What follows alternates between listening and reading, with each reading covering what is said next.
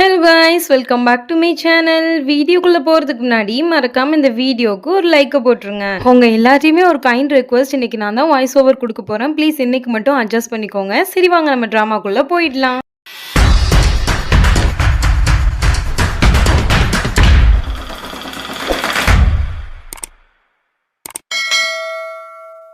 Starting சீனில் ராகவ தான் காட்டுறாங்க. அவன் வந்துட்டு அவன் ஃப்ரெண்ட்ஸ் சொல்லியிருப்பாங்க இல்லையா, ஏசிபியை நாங்கள் ஃபாலோ பண்ணிட்டு போயிருக்கோம், அந்த இடத்துக்கு தான் போயிட்டுருக்கான். அப்படியே அவங்க ஃப்ரெண்ட்ஸுமே பேசிகிட்டு இருக்காங்க. இந்த இடத்துக்குள்ளே தான் கிறிஷ் இருக்கான் போல் அப்படின்ற மாதிரிலாம் பேசிகிட்டு இருக்கும்போது ராகவுமே அந்த இடத்துக்கு வந்துடுறான். என்னடா இங்கே தான் இருக்காரா அப்படின்னு சொல்லி கேட்கும்போது, ஆமாடா இங்கே தான் இருக்காரு, இங்கே தான் கிறிஷும் இருக்கான் அப்படின்னு சொல்லிட்டு உள்ளே போகிற சமயத்தில் அந்த ஏசிபியும் வந்துடுறாரு. அதாவது அந்த ராணாவும் வந்துடுறாரு. வந்துட்டு அங்கே நின்றுட்டு இருப்பாரா.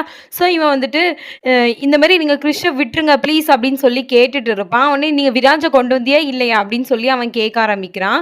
வந்துட்டு இல்லை, நான் விராஜை நான் எப்படி என்னுடைய கையால் கொல்ல முடியும் அப்படின்னு சொல்லிட்டு இருக்கோமே, எனக்கு எல்லாமே தெரியாதுன்னு நினச்சிட்டு இருக்கியா? எனக்கு எல்லாமே தெரியும். உன்னோட ஃப்ரெண்ட்ஸ் என்னை ஃபாலோ பண்ணது அண்ட் நான் இங்கே இருக்கிறத நீ கண்டுபிடிச்சது எல்லாமே எனக்கு தெரியும் அப்படின்னு சொல்லிட்டு ஃப்ரெண்டுக்காரன் ஒருத்தவன் காலையுமே சுட்டுடுறான். சுட்டதுக்கப்புறம் நம்ம ராகவுமே சொல்லிடுறான், டே அவனை ஹாஸ்பிட்டல் கூட்டு போங்கடா அப்படின்னு சொல்லிட்டு அவங்க எல்லாத்தையும் அனுப்பி வச்சிடுறான்.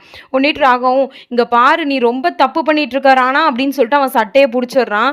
உடனே, எப்போ நீ மறந்துட்டு பேசுறியா, கிறிஷ் என்கிட்ட தான் இருக்கான், ஞாபகம் இருக்கா இல்லையா அப்படின்னு சொல்லி அவனும் கேட்டுட்டு இருப்பான். போய் விராஜை கூட்டிட்டு வந்துட்டு உன்னுடைய கிறிஷை கூட்டிட்டு போ அப்படின்ற மாதிரி சொல்லிடுறான். இங்க ராகவோட ஃபேமிலியை தான் காட்டுறாங்க. அவங்களுமேட்டு ராகவ் போயிருக்கான்ல, ஸோ கிறிஷ் வந்துருவானா அப்படின்ற மாதிரி அங்கே நின்று எதிர்பார்த்துட்டு இருப்பாங்க. இந்த தங்கச்சிக்காரையுமே கிறிஷ் ஃபோட்டோவை பார்த்துட்டு, கிறிஷ் உன்னுடைய அப்பா அம்மாவையும் தான் அந்த ராணா கொண்டுட்டான், உன்னையும் கொல்ல நான் சும்மா விட மாட்டேன் அப்படின்னு சொல்லிட்டு, அம்மா அண்ணி நான் உங்கள்கிட்ட கொஞ்சம் பேசணும் அப்படின்னு சொல்றா. என்ன விஷயம் அப்படின்னு சொல்லி அவங்க கேட்கும்போது, ஒரு நிமிஷம் என் கூட வாங்கலை அப்படின்னு சொல்லிட்டு ஒரு ரூமுக்கு கூட்டிட்டு போறா. இப்போமாச்சும் சொல்ல என்ன விஷயம்னு அப்படின்னு சொல்லி கேட்டுட்டு இருப்பாங்க. எனக்கு வேற வழி தெரியல கிறிஷை காப்பாத்த அப்படின்னு சொல்லிட்டு அந்த ரூமையுமே பூட்டிட்டு வாழா. அவங்க நின்றுட்டு தட்டுறாங்க, வேணா நீ இப்படி பண்ணாத அப்படின்னு சொல்லிட்டு. பட் இவ கேட்குற மாதிரியே தெரியல. அவங்க கெஸ் பண்ணிட்டாங்க விராஜை தான் இவன் வந்து சாகடிக்க போறான் அப்படின்றது. ஸோ அதுக்கப்புறம் நம்ம சியாவுமே ப்ளீஸ் தனிஷா வேண்டாம் வேண்டாம் அப்படின்னு சொல்லி கத்திட்டு இருக்கா. சுந்தர் வந்து கதவை தோற அப்படின்னு சொல்லி எல்லாம் கத்திட்டு இருக்கா. பட் அவன் வந்து சுந்தரை விட மாட்றா. நீ போனா உனக்கு அவ்வளவுதான், நான் கிறிஷை காப்பாற்ற போறேன் அப்படின்ற மாதிரிலாம் சொல்லிட்டு இருக்கா. சுந்தராலையுமே எதுவும் பண்ண முடியல. அப்படி நின்றுட்டு இருப்பானா. இவன் நேராக கிச்சனுக்கு போயிட்டு சாப்பாடு தான் செஞ்சு எடுத்துட்டு வரா. அதுலயுமே ஒரு பவுல் நிறைய சாப்பாடு இருக்கும். அதுல வந்து பாய்சனை கலக்கிட்டு இருக்கா. இதை பார்த்துட்டு சுந்தருமே, நீ பண்றது தப்பு, நம்ம ராகவ் சியாட்ட கேட்காம எந்த விஷயமே பண்ணக்கூடாது அப்படின்னு சொல்லவுமே அவ சொல்றா, நீ கொஞ்சம் நிப்பாட்றியா, என் அண்ணனும் அண்ணியும் இறந்துட்டாங்க, இப்போ என்னோட கிறிஸ்டினையும் இறக்கணும் நீ நினைக்கிறியா, ஒரு நிமிஷம் நீ வாயை மூடிட்டு நின்று ஒன்று பேசக்கூடாது அப்படின்னு சொல்லிட்டு இவளுமே அந்த இதில் பாய்சன் கலக்கிட்டு வச்சிருப்பான்ல, இன்னொன்னே எடுத்து வைக்க, இது எதுக்கு அப்படின்னு சொல்லி கேட்கும்போது அந்த விராஜ் வந்து திடீர்னு நல்லா தான் கேள்வி கேட்பான்.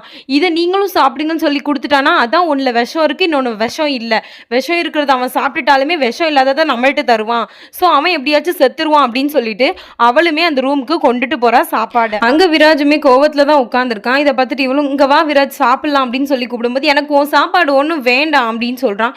நீ ஏன் சாப்பாடு வேணான்னு சொல்ற, ராகவ் வந்து சீட் பண்ணிட்டான்ல, என்ன என் கூட கேம் பண்ணாமையே போயிட்டான் பாத்தியா, நான் ராகவ் மேல கோவமா இருக்கேன், ராகவ் மோசம் அப்படின்னு சொல்லிட்டு இருப்பானா.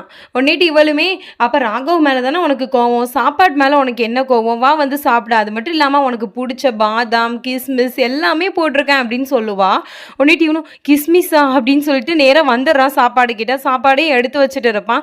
அதுக்கப்புறம் அவன் இருக்கான்ல சுந்தர், அவன்கிட்டையுமே ஒரு கப்பை கொடுக்க. உடனே இல்லை இல்லை வேணாம், இதே நீ அவன்கிட்ட கொடுக்க அப்படின்னு சொல்லும் போதுமே, இல்லை இல்லை நான் எப்போவுமே என்னுடைய சாப்பாடை ஷேர் பண்ணி தான் சாப்பிடுவேன் அப்படின்னு சொல்லிட்டு அவன்கிட்டையுமே கொடுத்துட்றான்.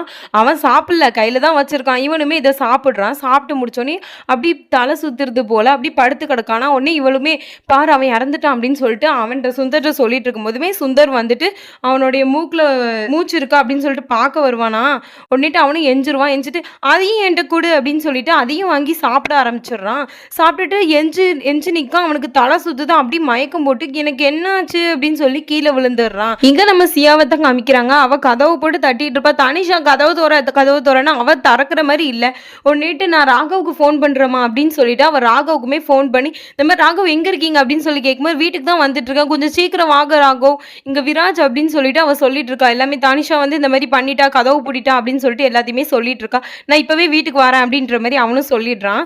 அதுக்கப்புறம் இவங்க ரெண்டு பேருமே ஒரு வழியா கதவை ஆட்டி ஆட்டி கதவை உடைச்சிட்டு வெளியில வந்து அந்த ரூம்ல வந்து பார்த்தா இங்க விராஜ் மயக்கம் போட்டு கிடக்கான். இங்க அம்மாக்காரவங்களுமே தனிஷா விராஜுக்கு என்னாச்சு அப்படின்னு சொல்லி கேட்டுட்டு இருக்கும்போது, இல்லம்மா நான் இந்த சாப்பாடுல விஷம் வச்சு கொடுத்துட்டேன், அதான் அவன் சாப்பிட்டுட்டு இப்ப மயக்கம் போட்டு கீழே விழுந்துட்டான் அப்படின்ற மாதிரிலாம் சொல்லிட்டு இருப்பா.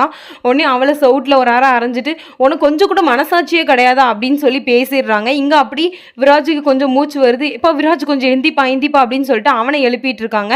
சியாவுமே ப்ளீஸ் சுந்தர் கொஞ்சம் டாக்டருக்கு ஃபோன் பண்ணுங்க அப்படின்ற மாதிரிலாம் சொல்லிட்டு இருக்கோமே, நீங்கள் ஃபோன் பண்ணாதீங்க அப்படின்ற மாதிரி தானிஷாவும் சொல்லிட்டு இருக்கோமே, நம்ம ஷியா அவளை பிடிச்சி நல்லா திட்ட ஆரம்பிச்சிடுறான். அதுக்கப்புறம் விராஜை தூக்கிட்டு அப்படியே ரெஸ்ட் ரூமுக்கு தான் போகிறாங்க. விராஜ் அப்படியே சாப்பிட்டது ஃபுல்லாக வாமிட் எடுத்துட்டு இருக்கான். ஃபோன் பண்ணுங்க சுந்தர் அப்படின்ற மாதிரி அவள் கத்தவுமே இவனும் வந்து தங்கச்சிக்காரி இருக்கால அவ கையில இருந்து அந்த போனை வாங்கி ஃபோன் பண்ணிடுறான் டாக்டருக்கு. தங்கச்சிக்காரியுமே அம்மாக்காரவங்க தனியா கூப்பிட்டு திட்டி விட்டுட்டு இருப்பாங்க. அப்ப ராகவ் வாரா வந்துட்டு அம்மா விராஜுக்கு எப்படி இருக்கு அப்படின்னு சொல்லி கேட்கும் போதுமே விராஜ் டாக்டர் பார்த்துட்டு இருக்காங்கப்பா, என்ன எதுன்னு தெரியல, இனிமேதான் போய் பார்க்கணும் அப்படின்ற மாதிரி சொல்லிட்டு இருக்காங்க. இங்க கிரிஷை தான் காமிக்கிறாங்க. அங்க உட்காந்து 2 பேரு ட்ரிங்க்ஸ் பண்ணிட்டு இருப்பாங்க. ஸோ கிரிஷ் அந்த இடத்துல இருந்து எப்படியாச்சும் தப்பிக்கலாம் அப்படின்னு சொல்லிட்டு கொஞ்சம் கொஞ்சமா அவங்க கண்ணில் மண்ணை தூவிட்டு வந்துட்டு இருப்பான். அப்ப அந்த இடத்துக்கு ராணாவுமே வந்துடுறான். இங்க 2 பேரும் ராகவ் வீட்டுக்கு வந்திருக்காங்க. இதை பார்த்துட்டு ராகவ் நீங்க யார் அப்படின்னு சொல்லி கேட்டுட்டு இருக்கும்போது நாங்கள் ஏசிபியோடைய ஆட்கள், ஏசிபி தான் எங்களை அனுப்பி வச்சாங்க அப்படின்ற மாதிரி பேசிட்டு இருக்கான். அப்போ அந்த டாக்டர் வந்துட்டுமே இன்னும் கொஞ்ச நேரத்தில் நீங்கள் எனக்கு ஃபோன் பண்ணலைன்னா அந்த பையன் பரலோகம் போயிருப்பான் அப்படின்ற மாதிரி சொல்லிட்டு இருக்காங்க. உடனே இந்த அடியாலுமே யார் பரலோகம் போயிருப்பா, பேரை சொல்லுங்க அப்படின்னு சொல்லவுமே விராஜ் தான் அப்படின்னு சொல்லிடுறான். இதை பார்த்துட்டு ராகவுக்குமே ஷாக்காக தான் இருக்கு. அப்போ நீ இன்னும் விராஜை சாகடிக்கலையா அப்படின்னு சொல்லிட்டு அந்த ஏசிபி ஆள் ஒருத்தவன் கேட்டுட்டு இருப்பான். உன்னை சாகடிச்சாதான் கிறிஷை தருவாங்கன்னு சொல்லியிருந்தாங்க, ஆனால் நீ இன்னுமே சாகடிக்காம தானே வச்சிருக்க, இதை போய் நாங்கள் ஏசிபிட்ட சொல்லட்டுமா அப்படின்ற மாதிரிலாம் நம்ம ராகவ் பார்த்து சொல்லிட்டு இருக்காங்க. உடனேட்டு ராகவுக்கும் என்ன பண்ணுறதுனே தெரியல, வேற வழியும் இல்லாமல் நேராக வந்துட்டு இருப்பான். உடனே சியாவும் சொல்கிறா வேண்டாம் ராகவ் அப்படின்ற மாதிரி சொல்லும்போது எனக்கு வேற வழி தெரியல சியா, இப்போ எனக்கு இந்த வழியை விட்டால் கிறிஷை காப்பாற்றுறதுக்கு வேற வழி கிடையாது சியா, புரிஞ்சுக்கோ அப்படின்ற மாதிரி சொல்லிட்டு அவனுமே விராஜோடைய ரூமை நோக்கி தான் வந்துட்டு இருப்பான். இங்கே விராஜ் கதவை அடிச்சுட்டு நீ ரொம்ப சீட்டர் ராகவ், நீ வந்துடாத, என் கூட பேசிடாத அப்படின்ற மாதிரிலாம் சோஃபாக்கு பின்னாடி உட்காந்து சொல்லிட்டு இருப்பான். ராகவுமே விராஜ் ரூமோடைய கதவை தட்டிட்டு இருக்கான். விராஜ் கதவை தர அப்படின்னு சொல்லி தட்டிட்டு இருப்பான். நான் திறக்க மாட்டேன் ராகவ், நீ வந்து சீட்டர் அப்படின்னு சொல்லிட்டு இருப்பான். இப்போ உனக்கு என்ன, உன் கூட அந்த கேமை விளையாடணும் அதானே, சரி நீ கதவை தர நான் கேமை விளையாடுறேன், உன் கூட கண்டினியூ பண்றேன், நான் கன் எடுத்துட்டு வந்திருக்கேன், புல்லட்ஸ்லாம் போட்டுட்டு வந்திருக்கேன் அப்படின்ற மாதிரிலாம் சொல்லிடுறான்.